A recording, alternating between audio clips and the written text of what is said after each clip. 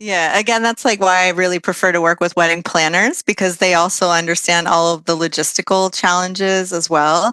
And, this is something that always kind of comes out in the brainstorming process as well, because I always want to start with like every big idea, everything you can think of. And then we get into the practical side. Is this realistic? Is it going to cause you stress? Because part of the experience design is also designing the experience for the couple of planning the wedding. Like, I'm Becca Poutney, wedding business marketing expert, speaker and blogger, and you're listening to the Wedding Pros Who Are Ready to Grow podcast. I'm here to share with you actionable tips, strategies and real life examples to help you take your wedding business to the next level. If you are an ambitious wedding business owner that wants to take your passion and use it to build a profitable, sustainable business doing what you love, then you're in the right place.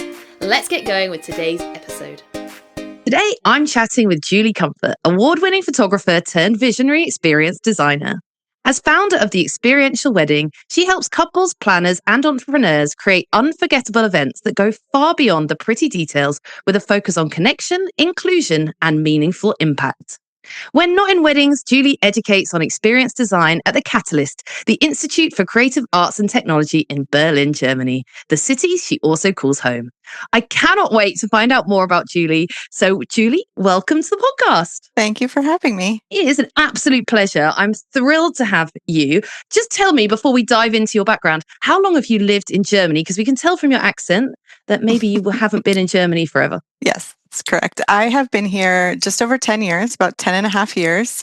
I'm originally from the US, just outside of New York City in New Jersey, but I've kind of lived all over. I was also in Costa Rica for almost 7 years, and that's where I started my wedding photography business. And so I was a destination wedding photographer, kind of traveled all over. And have moved around quite a bit, but I've been pretty settled here for just over 10 years. Amazing. Well, I've never been to Germany. That's still on my list of places I need to go. So if you hear of any great wedding industry events happening in Germany, let me know. Maybe I can tick it off my bucket list of places that I haven't yet been, which is ridiculous because it really isn't that far from the UK. It's not that far, no. Exactly. So, Julie, talk to me. I'm going to take you back because I always like to take my listeners back to hear people's journey so they know why they should be listening to in the first place. And I mentioned in my intro that you actually started in photography. You just mentioned that you started in photography as well. So take me back to that moment. When did you actually enter the wedding industry for the first time? So, okay, it was, I went to art school and I had an individualized major in graphic design and photography. So I studied photography and I was like a hobbyist photographer as far back as when I was an early teenager. I found my dad's old camera in the attic and I got really into photography when I was about 13, 14. So I was already, I wasn't a professional photographer, but I was a hobbyist photographer for a really long time. And when I had my first daughter in 2008, I was gifted a really, really nice digital camera. And that was the first time that I sort of thought I could do photography professionally because film was always such a crapshoot. It was, you never really knew what you were going to get. Even though I was pretty technically savvy, the idea of losing someone's wedding photos was just terrifying to me. And I think that kind of immediacy of digital made it more accessible to me. And at the time, I was actually working as a web designer. And my husband and I, after our daughter was born, we decided to move to Costa Rica. And I was planning on being a web designer there and just, kind of sticking with my US clients and doing it remotely. But as I was researching Costa Rica, I found that there was this sort of thriving wedding industry that was happening there. And it was becoming a hotspot for destination weddings. And at the time, I also did a lot of work for a wedding photographer. I was doing design work for her, but I thought, well, I have this kind of in to sort of learn how it goes. And I asked if I could start second shooting with her. And this is when I was still living in the States.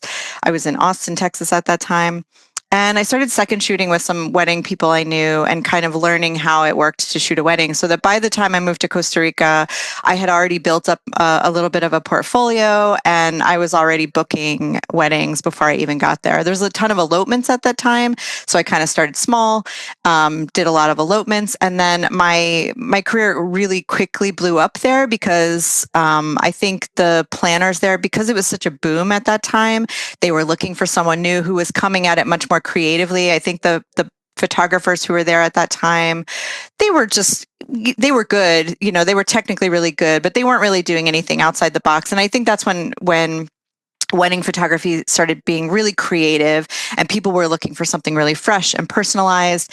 And so it was kind of a right place, right time situation where I came in, I was something new, and the planners really liked me and wanted to work with me. And so they were really promoting me, and my career really blew up there. And so I was doing really well there for a while. I was also being booked to kind of travel around to other places, and that was great. And I loved wedding photography. But by the time that I moved to Europe, about I don't know, 7 or 8 years after I started my wedding photography career, and I was faced with the prospect of starting from scratch in a new market. And I was no longer kind of the big fish in a small pond. I was now a very small fish in a very big pond.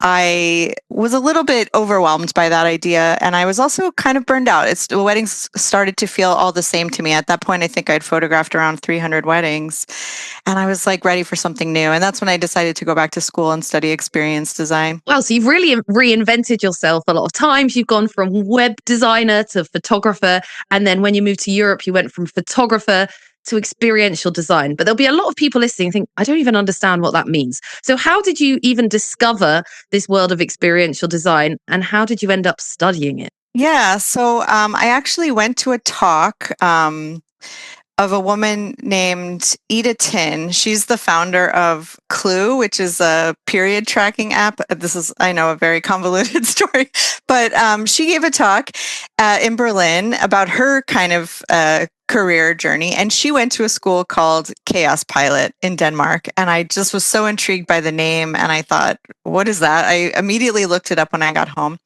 And Chaos Pilot is sort of a social design entrepreneurship school in Aarhus, Denmark. And they had all of these kind of professional programs as well. And one of them was experience design. And as I was reading about it, I just thought, oh my God, this is so cool.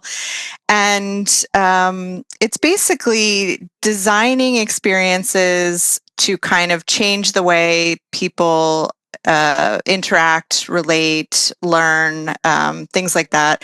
I think the kind of most visceral experience that describes what it is like escape rooms or immersive art exhibitions or like a haunted house or something. Those are kind of designed experiences that a lot of people know what they are. And of course, it's used a lot now in the corporate world for customer experience design, and marketing as well, for like marketing activations where, if you see some kind of pop up on the street where they're stopping people and they give you some kind of experience to promote their product. And Netflix uses experience design a lot in creating these experiences around their shows. Apple TV did one with the show Severance where they had their actors like in a box like in Grand Central Station in New York. And so a lot of companies are using experience design to make their marketing, their products more immersive. And it's used a lot in learning, designing learning experiences, how people learn, creating workshops, retreats, that kind of thing. And so I took it just out of curiosity. I was like, kind of, what is this? And it just changed the whole trajectory of my life because I thought it was so cool, particularly designing for emotions. And immediately I made the connection of why aren't more people doing this in the event space? And particularly with weddings, having come from the wedding world, I was like, this is what so many weddings that I've been to were kind of missing. This is why weddings were starting to all feel the same to me, is they were sort of following this format, this sort of blueprint, and there wasn't enough personality, individuality, and like emotion kind of stamped onto this blueprint to make them unique to the couple, unique to the community. And so it just kind of became this very serendipitous marriage, so to speak, that, learning this experience design and then tying it back to my roots in weddings, it really fit together for me. It sounds really interesting. It's definitely something that's right up my street. And Mhm. what's interesting and why I'm excited to talk to you is that over the last probably 6 months, I've been talking on stages about marketing trends. And one of the things that I've been saying is that we're now living in the experience era. And so when I give examples of that on stage, I say, it's no surprise to me that when you go into London now, you can do the Traitors Live experience, the Squid Games experience. Like everyone Mhm. wants to do the Monopoly experience, the Crystal Maze experience. They're all experiences. And Mhm. that's what consumers want. And so I've been saying on stage, we are now living in the experience era. Weddings need to not just be an event, they need to be an experience. Mhm. And then one of the questions I often get asked is, well, that's great, Becca, but how does that actually happen? Yeah. So enter Julie. I'm hoping you're going to give me a better answer to that question because Yeah. I can see it's coming. But actually, in real life, what does that practically mean to a vendor who's working on the ground, who's working in a venue, a photographer, a florist? When I'm telling them, yeah, we're living in an experience era and you need to embrace it, what does that actually mean practically for Yeah. them? Yeah. So basically, my kind of process and methodology is that we actually start with the meaning that we want people to take away from this event. And actually, I think, you mentioned all of these different kinds of experiences that people can go to, and they have become really a popular trend and something to do. But I think the bubble there is actually bursting a little bit, because what a lot of those experiences lack is any kind of sort of deeper emotional engagement or meaning. So they're really beautiful. They're kind of these Instagrammable, kind of cool things you can do. But when they sort of lack this deeper meaning and impact, they don't really stick with you. You walk away and you're kind of like, okay, that was fun. And you never really viscerally remember it. You don't have this kind of core memory of these types of experiences. And what I think we can do with weddings and with experience design is actually creating real meaning and emotional engagement for people, so that it really does become one of those kind of core memories that they think back to often. And they're like, God, I'm so glad I was there. Like, you really had to be there kind of moments. Like, I'm so glad I was in that room. Something really magical happened. And we've all had experiences like that. And a lot of times we think they happen just organically, but there's a lot of things that we can do to kind of create those experiences. And I think part of the problem is people take for granted, if we just get everyone we love in one room together, it's going to be magical. And it probably is for the couple at the center of this.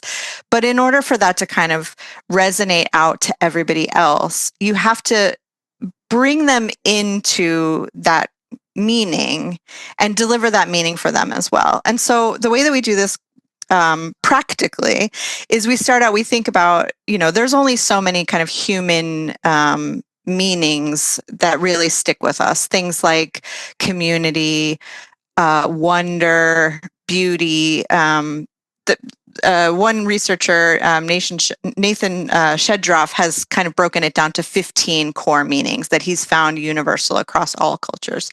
So we start with that. We kind of find, like, what is the meaning that you really want to deliver with this wedding? And then what is the core intention? What is the guiding intention? What do you want the story to be that people tell about this event?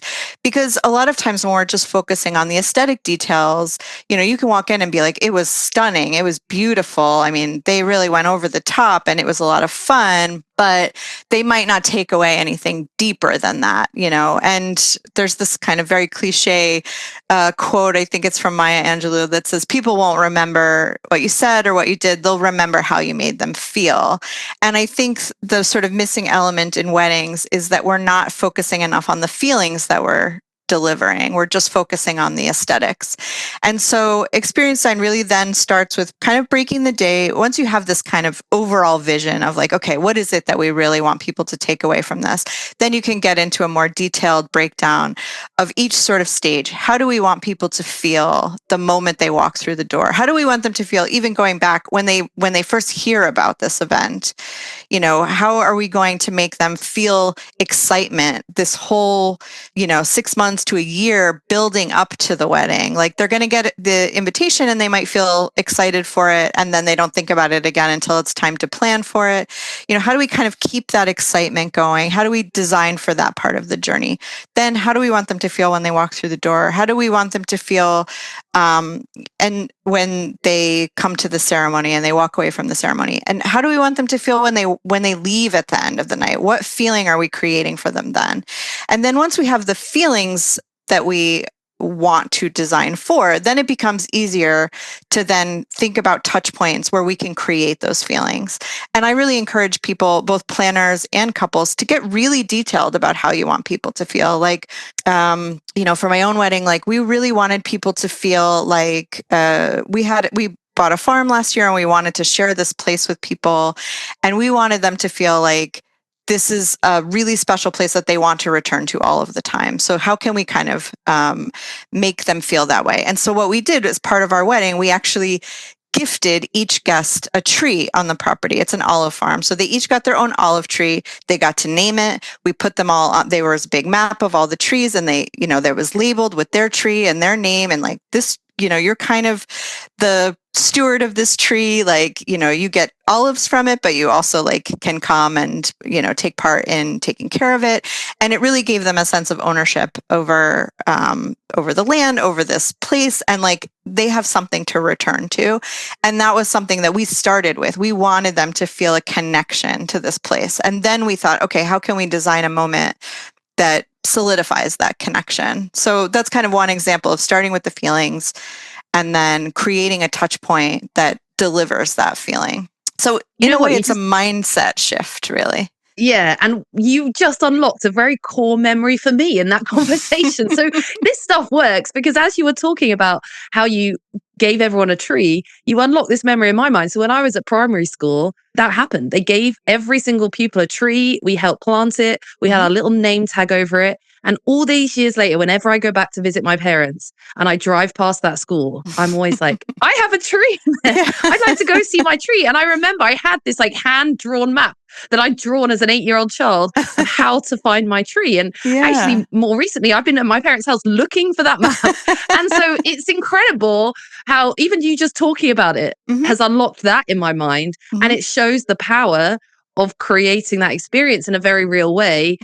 Because you're right, it's not just that, that was a nice thing that I did. That's a core memory. And I'm sure for many of the people that attended your wedding, that will now be a core memory for them too. Yeah. And we use sensory anchors as well as like a way to kind of trigger memories, right? So I always kind of encourage couples to have like a signature scent or something so that if they smell that scent, years down the line, it will remind them of your wedding and being a part of this experience with you. And, it can be different things too, like imagery or textures and things that will kind of anchor them back to the experience. Because, I tell people the experience is not just the wedding itself, it's from the moment they first hear about it to all the times they remember it. And there are also ways to design for prolonging the experience through memory and reflection and things like that. Amazing. So you then personally, your business now as part of the experiential wedding, couples can actually hire you to help them with this. Yes. What makes that different to planning their wedding? Are you as well as the planner? Are you instead of the planner? Is the planner working directly with you? How does it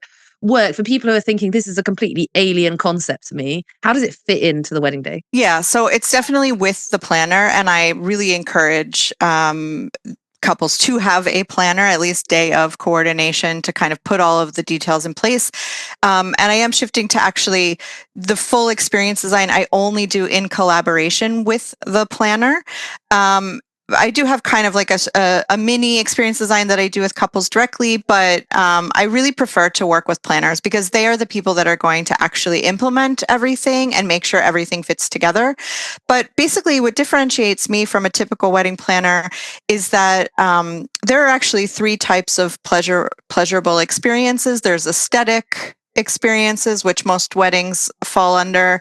There's emotional experiences and there's meaningful experiences. And I think most wedding planners are really focused on the aesthetic side of things, the logistics and making sure everything runs smoothly, everything flows well, and of course looks beautiful. And what I do is I design more kind of emotional and meaningful touch points that should holistically fit in with the aesthetic design and the flow of the event. That's why it's important to work with the planner so that everything kind of works together.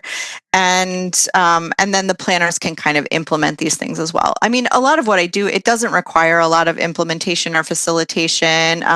Sometimes it might require printing something, like printing a little card that everyone gets that maybe connects them to another guest. I had one couple that met on Tinder, and during their cocktail hour, they gave everyone It's a Match cards, and they looked like the Tinder screen, and there was a picture of them with another guest that they had never met before, and they had to, during the cocktail hour, go and find this person and kind of figure out what the couple thought that they might have in common, why they should meet. And so, of course, that requires some additional printing and like those kind of logistical things. I like to do in collaboration with the planner. It certainly makes it a lot easier.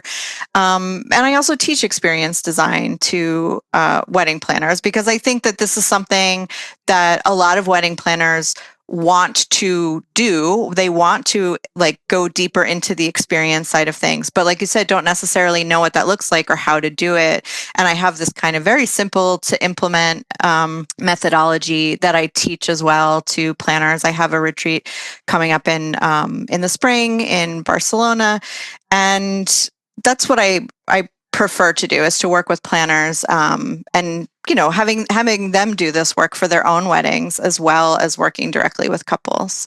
Well, I guess it adds another string to their bow as well, and helps Mm-hmm. them set themselves apart as a planner Mm-hmm. if they're starting to talk about this and bringing it in. And as I've just said, I've been talking about it on stage. We are going into an experience era. Mm-hmm. Couples are expecting that next level. Yeah. So if you are a planner listening to this, it's worth considering how much time and energy you do put on the experience setting as well Mm-hmm. as just the aesthetic setting as well. So when it comes to creating a great experience then for our couples, what are some of the key elements? You mentioned, feeling, emotion, you mentioned smells. Are there certain key areas that are going to make the experience better? Yeah, well, if you want to talk about like actually moments in the timeline, I think there are two kind of key moments that will make the biggest impact. One is the ending, having like a really strong ending, like really ending on a high point. I think it's a little dangerous to sort of let events just kind of peter out on their own. I know couples are always afraid to sort of cut it short if people are having fun. Of course, there's always a possibility of transitioning to another event like an after party or something, but I do think that that's actually a missed opportunity to end on a really powerful high note, because that is actually what people most remember from an event. They don't remember the entire event collectively, every single moment put together. They tend to remember the peak moment and the end. And so those are the two moments that I tell people to focus on. If you only want to focus on two moments, is really think about, how are you ending this event? And again, like, you want to start with, how do I want people to feel at the end? Do I want them to feel connected? Then I have to kind of create some moment where everybody comes together, like, I don't know, singing a song together or something really, that's something that makes people feel really bonded, or, even if it's just doing like the sparkler exit or something, but in a way that's like a distinct kind of end point. And then also having some kind of peak moment. So people will remember kind of the most distinctive moment, the thing that sort of stands out from what they expect. And if your wedding, even if it's beautiful and wonderful, if it's pretty much aligned with what people are expecting from the wedding, then it really won't stick to their memory as well. In order for things to kind of stick with us, they have to deviate from our expectations in some way. And what I try to remind people is this can be really negative. Like, if something really bad happens, if something goes wrong, that's what people tend to remember.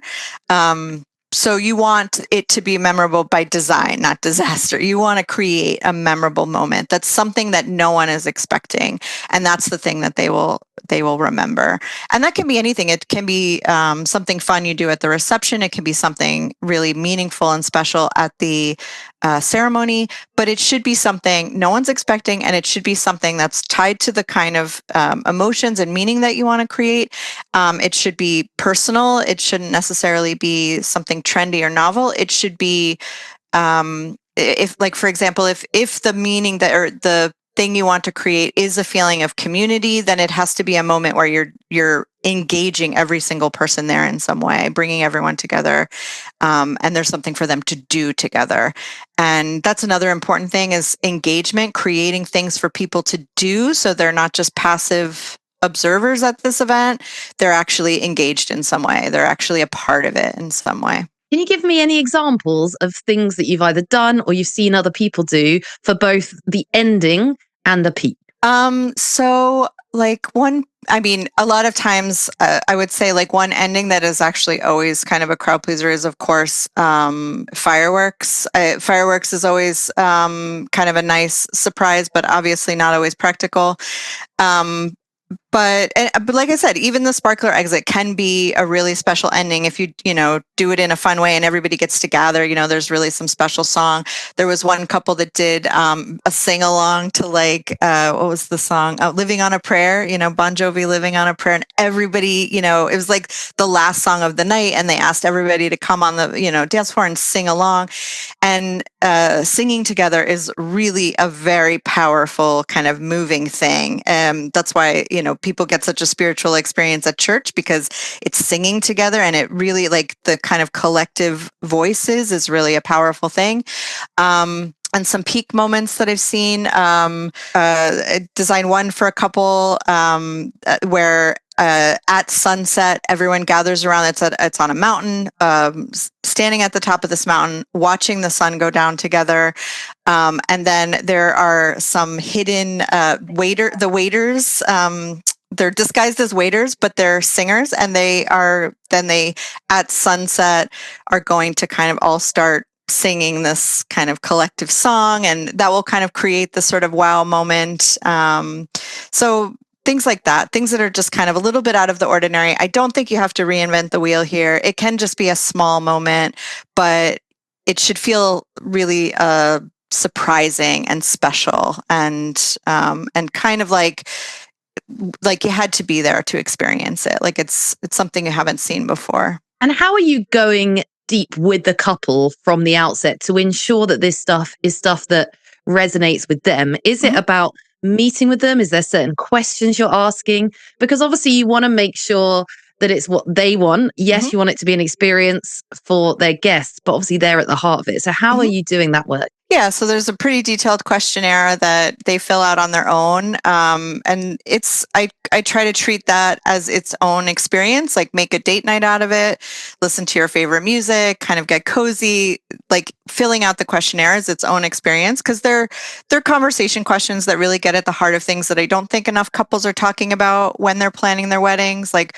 what does this really mean to us? Like, why do we need to have a wedding? Like, why is it so important for us to have these people there and witness this kind of moment in our lives? And like, what will make it feel like it was successful, and what would make it feel like it was a failure? And who are the people that really need to be there? Who are the people that we feel obligated to invite but wouldn't be missed? And really kind of dive into these questions. And then it does get a little bit more specific into the feelings at each stage as well. And then we have a call. We talk about these things. We talk through them and really dig into the why. Like, why are you having a wedding, and why is it important to you? Because weddings are a huge investment. And I think that if we're going to kind of spend a year planning an event and putting a ton of money into it, that really it should have this very resonating impact on our lives. It shouldn't feel like just a party or just one day. And there is this kind of conflict between, okay, it's a huge investment and it's a big deal and it's something I've been thinking about my whole life, and it's also just a party. And you have to find that balance of like, okay, what will make it really meaningful to us, and what will make it really meaningful to the people who are there? Because you want to make it meaningful for them as well. It's an investment for people to come to a wedding now as well. And they're our community, and there's a reason that we get married in community. And we don't have as many of these kind of big ritual ceremonial events in our lives anymore, especially as society gets more secular. We don't have that many. There's, birthday parties, there's weddings, there's funerals, but we used to have a lot more of them because ritual and ceremony is a really important part of community. And so this is also an opportunity to really dig into like what it is about your particular community of friends and family that is meaningful to you, and how can we celebrate that, and how can we create something meaningful for everybody who's there. And how do we ensure that these experiences on a wedding day are what they're intended to be and don't become this massive pressure point for the couple? Because we've all seen those couples that have seen something on TikTok and they want to recreate it. And actually, they end up just becoming like really anxious about making this perfect moment, which then ends up being less perfect because they're just stressed. So, how Totally. are we ensuring this kind of flows without having that added pressure? Yeah, again, that's like why I really prefer to work with wedding planners, because they also understand all of the logistical challenges as well. And, this is something that always kind of comes out in the brainstorming process as well, because I always want to start with like every big idea, everything you can think of. And then we get into the practical side. Is this realistic? Is it going to cause you stress? Because part of the experience design is also designing the experience for the couple of planning the wedding. Like at some point, if it's more stressful than enjoyable, like what's the point? You want the experience of planning the wedding to also be fulfilling in some way. And so, yeah, we really talk about those things. Like if this is going to be too stressful to actually happen, then let's absolutely skip it, or let's figure out a way to do it that it isn't a source of stress, because that is all part of the experience design, is figuring out how it's going to work, who's responsible for it, and then also making sure that somebody else is really handling the logistics on the day, so that the couple also gets to be present to the experience. And that also kind of pinpoints another one of the sort of conflicts of a wedding, which is that the couple getting married, they are the hosts, but they are also the guests of honor. And so, it's much different than if you're having a dinner party at your house. You're the hosts. You get to introduce everybody who's there to everybody else. You get to say, oh, you need to meet this person because you have this in common. And you can't really play the host role at your own wedding.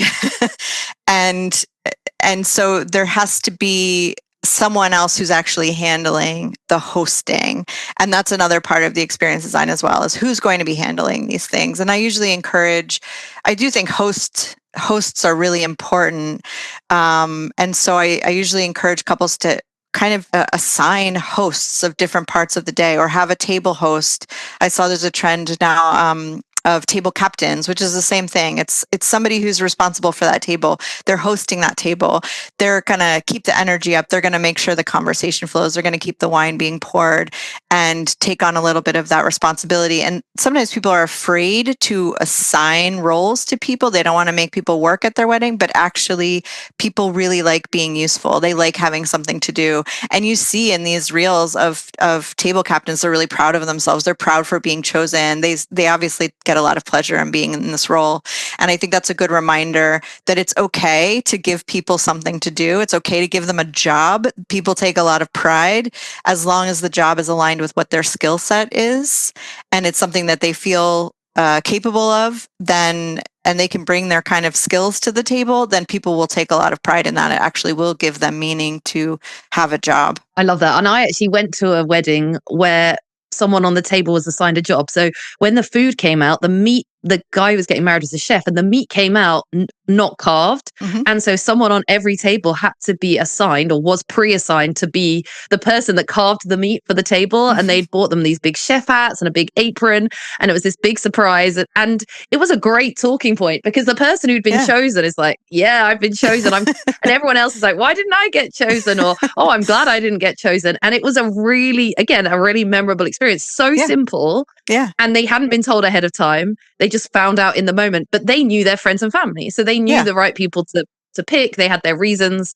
And then they had like this big chef photo. So all the people who'd been assigned from each table went and had a photo together with the chef, who was also the groom. And yeah, it was a fabulous experience. So again, you can see that coming into practice. Simple ideas that make big experiences. Exactly. You don't have to reinvent the wheel. Like, it's really a mindset shift where if you're really intentional about the feelings you want to create, you can find these little ways to create them. But I think the problem is sometimes, people see trends and they just kind of go for it. It's not necessarily personally relevant to them or particularly meaningful to them.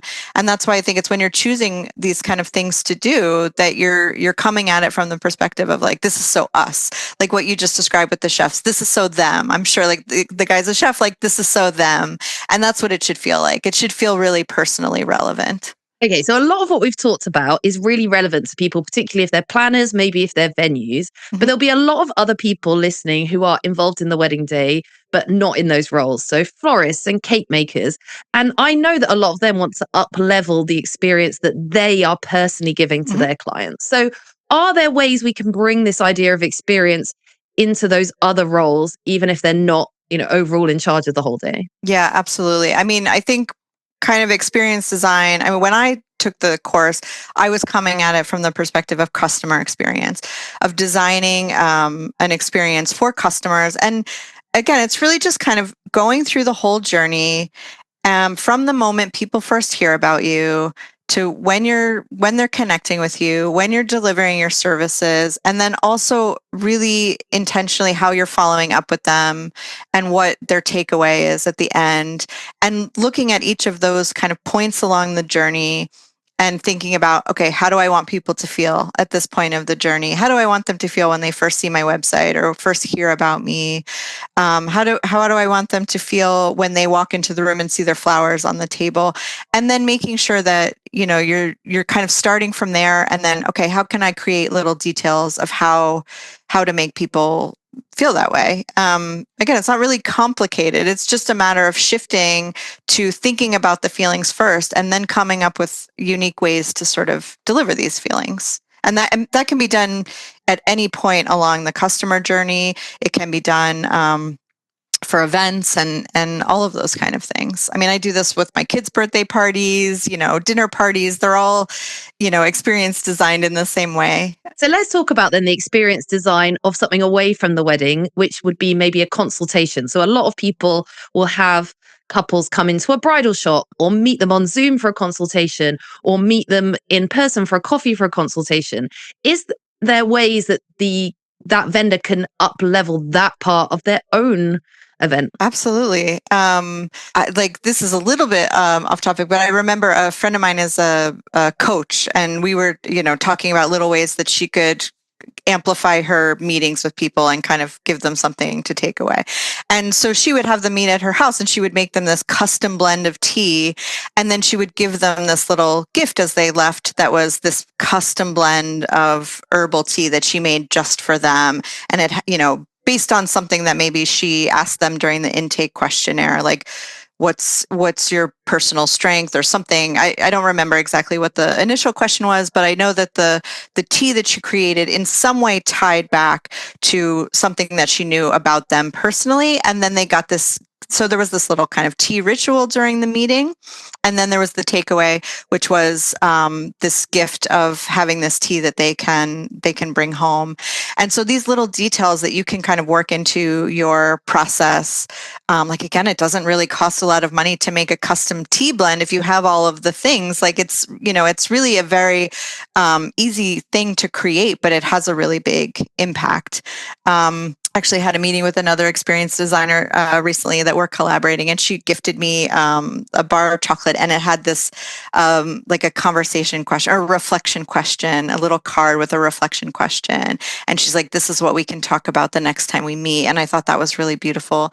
So of course, there are just little details that you can work in. And I think it's really especially impactful when it all kind of ties together in some way. So you have the initial email, and you take something from there that you create an object, or another thing that's very similar is I once was at a design experience where they asked us what our superpower was, and I think I said mine was empathy, and then later I got this candle that said, when you need a moment of empathy, like, light this candle. And so it tied back to something personal about me, so that felt very bespoke in a way. And so you can create these really bespoke moments that are it's more meaningful to someone if it feels really personalized. So, and that can start at like the intake questionnaire, like, what are you actually asking people? Are you just asking them practical questions, or are you actually trying to get to know them a little bit? And then what are you doing with that information once you have it? Are you tailoring things to be very personal? So details like that can really amplify the customer experience. I think a lot of these details typically sit at the more luxury end of the market. And I think when people are obviously getting paid more, they're giving more luxury details. Do you think there's a place, though, for this experiential design in all areas of the market, or do you think it really is just for luxury? I absolutely think that there's room for it in every area. I mean, I do think that it is an important aspect of the luxury market, and I call it invisible luxury. It's all the things that you can't see and touch, but that leave that kind of impression. And of course, it's an important part of delivering on luxury. But like the detail, the examples that I just gave, they really don't cost very much to implement, if anything. And so, of course, anybody can use these things to deliver a more luxury version of what they're already delivering. It doesn't cost anything to get to know someone, to ask more questions.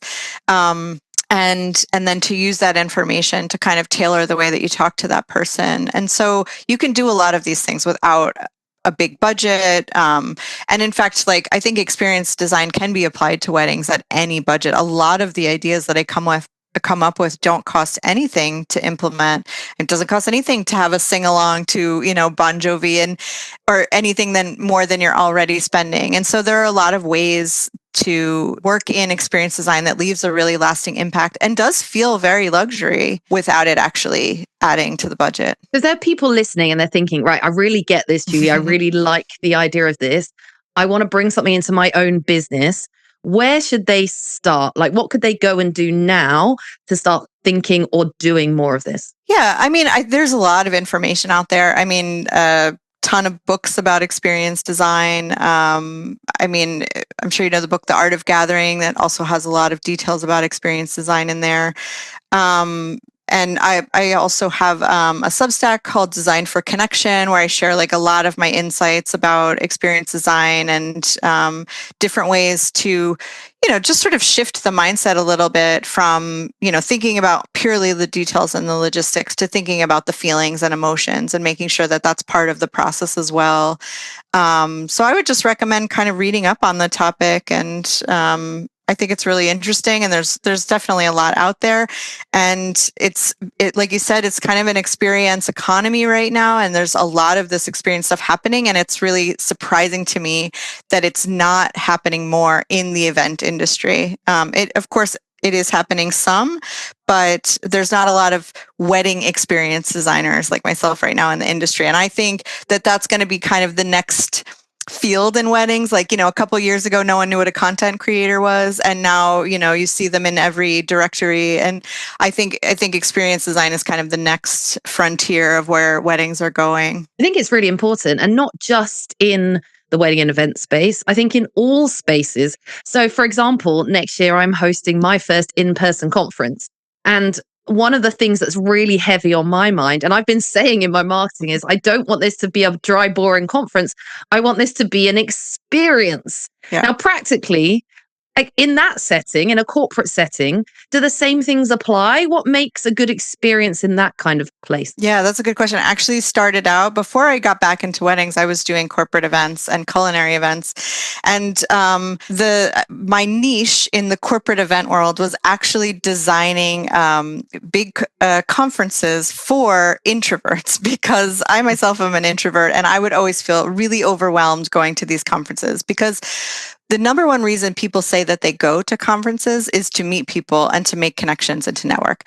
But the conferences aren't really designed for that. They're designed for the speakers. And I noticed when I would go to conferences, I would feel really overwhelmed and intimidated to make the connections. And so I started working on ways to design for, I would say, removing the friction, the social friction. And so there's a lot of ways to do this, creating kind of quiet spaces and different places where people can kind of come away. I went to a conference last year in Morocco for the House of Beautiful Business, and they had this little side room where they had this table, and you could sit across, you could sit at the table, and then someone could come and sit across from you and sit in the other chair, and you would pick a conversation question out of this little cup. And it was really magical. I had this really magical connection with this woman sitting across from me, and she was a total stranger. I never saw her again, but it was a really magical moment of connection, and it was away from the crowd. And so little things like that are really wonderful. I also think my favorite thing to do at conferences is putting something on the name tag that gives people an icebreaker, like a natural icebreaker. So I did an event once where we did visual name tags where they had little symbols on them. There were 3 questions people had to answer before they got their name tag. And the way that they answered each question gave them a different symbol for these 3 different areas. And then you could look at the other person's name tag and you could immediately see what you had in common with them. And it also had a number of how many people they felt comfortable talking to in a group. So some people had a lot of dots, so you could approach them. And if they were already talking to other people and not feel like you were intruding, if, you saw 2 people and each of them only had 2 dots, maybe you would, not butt into that group. But it created a natural icebreaker of like, oh, here's something we have in common. Oh, you have this, I have this too. And start talking about that. Or you could have a name tag that says something like, talk to me about cats, or whatever your passion is that, you can talk a lot about. And it just removes some of that social friction of walking up to a complete stranger and having no idea like what to say. And, then in those situations, you end up just asking the same things like, oh, where are you from? Like, what do you do? And, at some point, those questions are just really boring and, we're tired of answering them. And we have this kind of canned response and it doesn't really tell you anything about the person. And so any ways that you can kind of get past that sort of initial awkwardness and sort of get a little bit deeper and create deeper conversations are, really nice things to do at a conference. But, you can use these at weddings as well. I think these are sort of universal, just ways to remove social friction. And I think it's interesting because I think people listening as business owners will resonate with what you're saying about going to a conference, and they'll see themselves in that situation and be thinking, oh, I wish everyone designed an experience that was helpful to me. And if you are listening and resonating with that, realize that's also how guests may be feeling at a wedding. Exactly. And therefore, that's why this experience stuff is so important. It's not just about how it looks. So much of it is, and we said it's cliche, but so much of it is about how you feel in a space, how you feel when you enter a space, how you feel when you leave a space. Mm-hmm. And I think all of us need to be paying way more attention to how we bring that in, whether it's in the customer journey part, whether it's on the wedding day itself. And I think you're right. I think experiential design is definitely, like I said, I'm talking about it as a hot trend marketing wise at the moment. Mm-hmm. I see it coming. And I think the people who embrace it early and bring it into their businesses absolutely will stand out from their competition as well. So where do you think the industry is going next then, Julie? We've said that we think experiential design is coming. What are your predictions for the future? Yeah, I mean, like, because I teach more in the sort of corporate end of things, and I do see a lot of trends there as well, I think it's kind of now already moving from an experience market to a transformation market. People are looking for transformation. They want to be transformed. And I think experience design can deliver that well, like as well. Like I think you can go to a wedding and it can be a transformational experience, or you can go to a conference and it can be a transformational experience. But I think it really takes a lot of intention and really thoughtful planning to make that happen. And I think people take for granted that it doesn't happen automatically if you just get the right people into the room together. Like we want to believe that that's how it works, but it doesn't. You really have to remove the friction, help people connect, and design these moments that will stick with them. And a lot of this stuff, you're right, goes on behind the scenes. And I think people don't realize how much thought and energy goes into creating a good experience. Mm-hmm. And people try and replicate things without that thought and energy behind them and realize, oh, this isn't as easy as it looks. So I encourage everyone listening to dig a bit deeper, look at what you do yourself, and to really think about bringing in this experience. And then maybe one day it's going to be a transformative experience that we're looking at as well. Julie, it's been such a pleasure hearing more about what you do, getting to know you a bit more. If people want to find out more about you, find out more about your work, where are the best places for them to find you? Yeah, my website is theexperientialwedding.com, and my Instagram as well is The Experiential Wedding.